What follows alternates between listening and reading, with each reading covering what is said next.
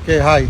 Hari ni Kento nak kasih tahu bezanya antara Kiramiki 2 dan Kiramiki 3 dan bezanya antara Noah WXP2 dan Noah WXP3. Follow Kento. Okay, ini adalah year 2020. Ini adalah Kiramiki 2. Kiramiki 2 sudah datang ada sensor depan. Ada parking support brake dekat dalam sistem dia sudah ada. Jadi beza antara Kiramiki 2 dan Kiramiki 3 adalah dia punya seat sahaja. Seat sini bukan leather seat, bukan half leather, dia fabric sahaja.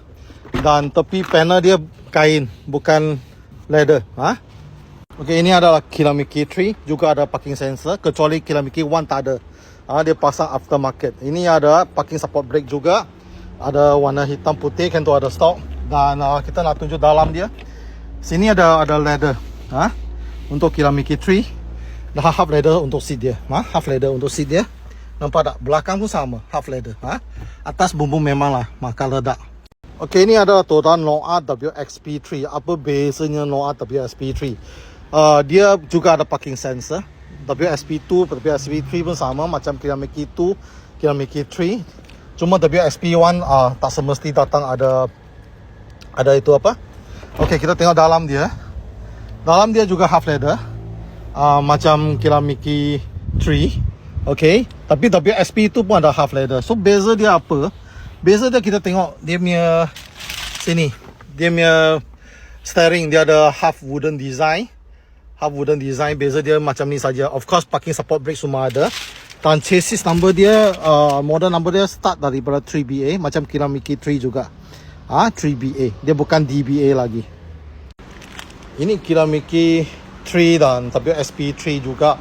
Semua dia airbag hanya 2 sahaja. Kalau you beli model baru macam ni, Voxy SZ ke SG ke, baru ada full airbag.